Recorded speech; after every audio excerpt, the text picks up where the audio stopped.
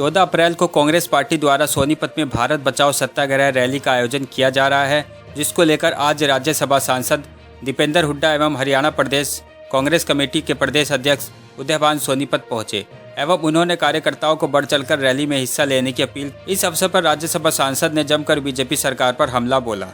राज्यसभा सांसद एवं कांग्रेस नेता दीपेंद्र हुड्डा ने जेजेपी पर हमला बोलते हुए कहा कि उन्होंने 2019 के चुनाव के पश्चात सार्वजनिक रूप से अपनी शर्त रखी थी और कांग्रेसी नेता चौधरी भूपेंद्र सिंह हुड्डा ने मान सम्मान के साथ उनकी सभी शर्तें मान ली थी, जिसको लेकर दीपेंद्र हुड्डा ने एक वीडियो क्लिप भी मीडिया के सामने दिखाया। उन्होंने कहा कि 4 साल तक मलाई खाने के बाद आज जेजेपी को समझ आया कि उन्हें कांग्रेस की ओर जाना चाहिए था।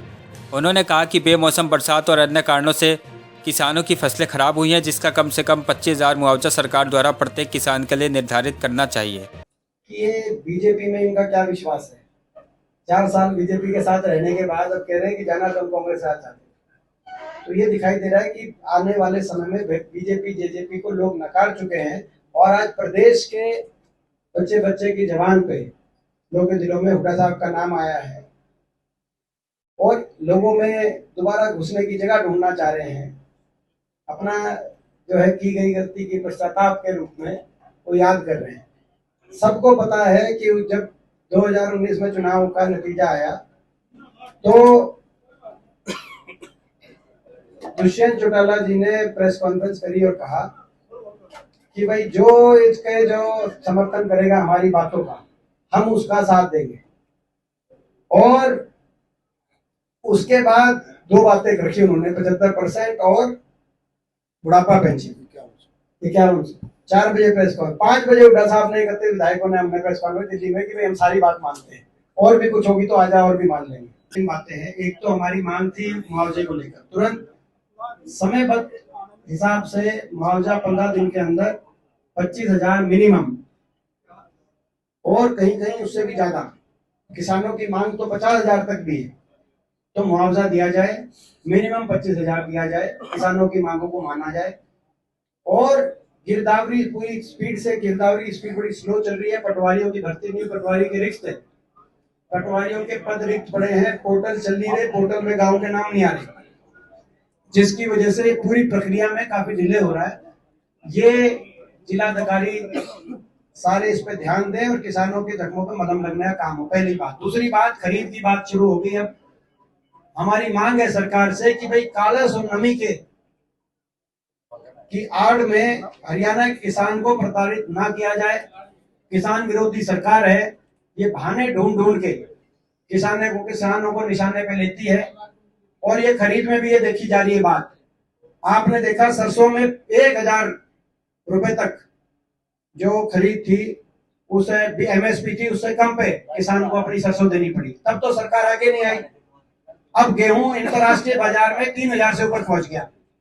सरकार ने तुरंत एक्सपोर्ट पे पाबंदी लगा दी और 3 लाख टन एफसीआई के गोदामों से बाहर निकाल के उसके प्राइस को एमएसपी पे सरकार ले आई और उस पे एमएसपी भी नमी और कागज का देते हुए एमएसपी पे भी आनाकानी करने की सरकार की मंशा और नियत दिखाई दे रही है। तो ये दोनों उदाहरण इस बात के हैं कि भाई ज्यादा हो तो ज्यादा किसानों को ना मिले, कम हो तो कम में सरकार वो नुकसान किसान पे छोड़ दे। जो सरसों में कम हो गया तो नुकसान किसान का ज्यादा होने के चांस है, अंतरराष्ट्रीय बाजार में बढ़ा हुआ गेहूं का भाव, तो वो किसान को लाभ ना मिले।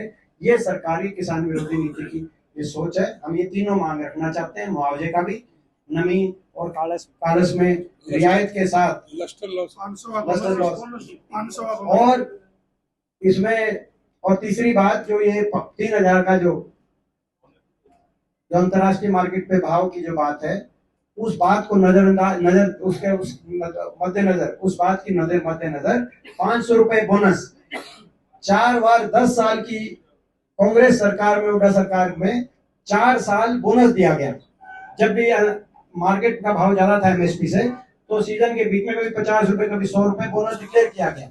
इन्होंने बोनस बंद कर दिया। 9 साल से कोई बोनस नहीं मिला बीजेपी सरकार ने। हमारे में 4 टाइम्स धान का भी अलग और गेहूं का अलग बोनस डिक्लेयर होता था। इन्होंने बोनस बंद कर दिया कि भाई जो भी प्रदेश भी बोनस देगा उससे खरीद नहीं करेंगे, क्योंकि पीछे इनकी मध्य प्रदेश की सरकार ने बोनस दिया तो उनसे एफसीआई ने कहा कि खरीदेंगे नहीं, कंडीशन लगा दी और बोनस कैंसिल करा दिया।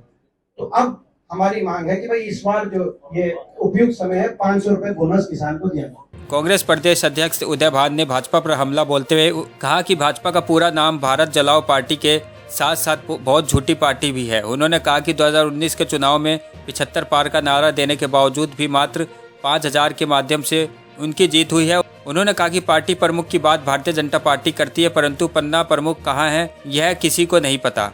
14 तारीख को भारत रत्न बाबा साहब डॉक्टर भीमराव अंबेडकर जी के 132वें जयंती समारोह के अवसर पर जय भारत सत्याग्रह एवं संविधान बचाओ रैली का आयोजन 14 अप्रैल को यहाँ सोनीपत में होने जा रहा है। अभी स्थान अभी आपको बताएंगे, अभी हम विचार वर्ष करके शायद अनाज मंडी रहेगा कोई दूसरी जगह, क्योंकि फसल का समय है तो दूसरी जगह भी हो सकता है, वो अभी हम डिसाइड करेंगे। तो इसमें हमारा जो हमारा हाथ से हाथ जोड़ो कार्यक्रम जो चल रहे हैं, उसके साथ साथ जो आदरणीय हमारे नेता राहुल गांधी जी ने जिन मुद्दों को जो रेखांकित किया था और उसे पूरा मेन स्ट्रीम में लेकर के आए थे, और उनके साथ जिस तरह से एक लगता है कि बहुत ही सुनियोजित तरीके से एक षड्यंत्र किया जा रहा था, और उसके तहत ही उनको जो सूरत जो ट्रायल कोर्ट में हुआ, वो ऐसा लगता है कि उसमें वो खाली संयोग ही नहीं था, उसको कुछ ना कुछ प्रयोग अवश्य था। तो उसके बारे में तो हम जो सेशन कोर्ट में और उसके बाद में हाई कोर्ट और सुप्रीम कोर्ट का रास्ता खुले हुए हैं, वो उसे हम लेंगे। लेकिन जनता को के बीच में हम सारी बातें लेकर के जाएंगे कि आज किस तरह से देश में जो संवैधानिक संस्थाओं का जो अवमूल्यन हो रहा है, जिस तरह से आज लोकतंत्र को, संविधान को खतरा हो रहा है, जिस तरह से हमारे इस बहुमूल्य जो संपत्ति जो 60 साल 70 साल में जो देश में जो अर्जित की थी, उनको एक एक करके उनको जिस तरह से बेचा जा रहा है और कुछ चंद हाथों में दिया जा रहा है, और उसमें जो अदानी का जो मेन इशू रहा, उसमें सीधा सा जो प्रश्न जो राहुल जी ने उठाए थे, उन पर फोकस करना है कि जो प्रश्न वो उठाए हैं उनका उत्तर चाहिए। विपक्ष का ये कर्तव्य है कि कोई प्रश्न उठाता है, लेकिन ये पहली बार दुनिया में और भारतवर्ष में पहली बार हुआ कि विपक्ष का नेता कोई प्रश्न उठाए तो उसको प्रोसीडिंग से ही निकाल दिया जाए। प्रोसीडिंग से तब निकाला जाता है कि कहीं कोई असंसदीय भाषा का इस्तेमाल किया हो, कोई अमर्यादित भाषा का इस्तेमाल किया गया हो, लेकिन जो प्रश्न जो उठाए गए उनके प्रश्न का उत्तर देने का दायित्व तो सत्ता पक्ष का होता है। अगर उनके प्रश्न का उत्तर नहीं है तो चुप भी रह सकते हैं, लेकिन ये कभी नहीं हुआ कि उनके पूरी स्पीच को ही जो प्रोसीडिंग से निकाल दिया गया। तो ये सारे मुद्दे उठाए जाएंगे, और जो भारत जोड़ो यात्रा के तहत राहुल जी की यात्रा का जो बहुत अभूतपूर्व जो जन समर्थन पूरे हरियाणा प्रदेश की तरफ से मिला, उसकी तरफ से भी उसका भी हम धन्यवाद करेंगे। और अभी हमारा जो विपक्ष आपके समक्ष जो यमुनानगर में हुआ, और अब ये सोनीपत पार्लियामेंट्री क्षेत्र की जो ये आज मीटिंग है, इसकी जो रैली होने जा रही है 14 अप्रैल को, हमें इसमें पूरा है कि पूरी तरह से जहां बाबा साहब का जो दर्शन था, बाबा साहब डॉक्टर भीमराव अंबेडकर जी ने जिस तरह का हमें जो रास्ता दिखाया था, जो मार्गदर्शन दिया था, हमारे बुजुर्गों ने, हमारे कांग्रेस पार्टी के नेताओं ने, जो स्वाधीनता संग्राम के हमारे सभी जो सेनापति जितने हमारे हुए हैं, उन सब के बारे में विस्तार से हम चर्चा करेंगे। ये सबसे बड़ा झूठी पार्टी है, इसका मतलब ये है बहुत झूठी पार्टी। भारत जलाओ पार्टी के साथ साथ बहुत झूठी पार्टी इनके, ठीक है, मंडल स्तर तक के इनके हैं, इसमें कोई शक नहीं। मुझे कोई पन्ना प्रमुख नहीं मिला अपने एरिया में। कहीं क्यों पन्ना प्रमुख का मतलब है एक पेज का एक प्रमुख, यानी एक बूथ पे अगर उसमें 7-8 पेज की जो वोटर लिस्ट है उसमें 7-8 प्रमुख चाहिए। जब पन्ना प्रमुख थे तो पहले भी जो सरकार जो किस तरह से इनकी बनी है, सरकार जो है ना, जनता ने नहीं बनाई थी। 75 पार का नारा दिया, पूरी तरह से मीडिया का बहुत पूरी तरह से जो इस्तेमाल किया गया, जिस तरह से ओपिनियन पोल में 78 से 83 सीटें बीजेपी की दिखा दी, कांग्रेस की 3 से 5 दिखाई, सब तरह के हथकंडे अपनाए गए, फिर भी सिर्फ 5,376 वोटों का अंतर था बीजेपी के और कांग्रेस की वोटों में।